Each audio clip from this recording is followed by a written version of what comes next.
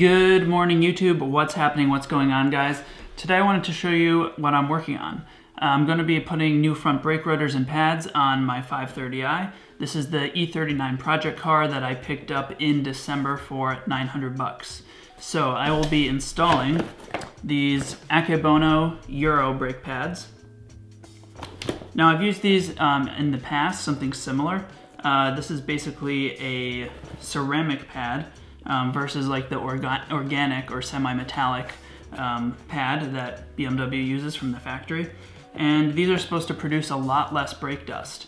Now the initial bite, or like that initial pedal attack when you tap the brake pedal, is not going to be as good as like a factory BMW pad, but this produces way less dust, which is essential because this car has the two-piece Style 5 BBS rims on it. So I'll be putting these in, and link in the description for this.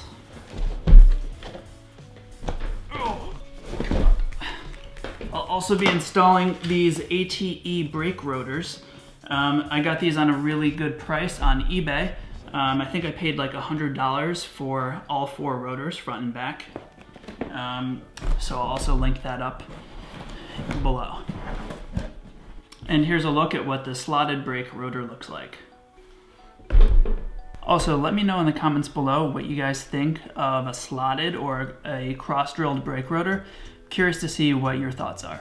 Okay, so let's go outside. I'll do a little time-lapse demonstration of the work replacing these front brakes. If you need something more in-depth, like a DIY tutorial, I will link that at the end of this video. Okay,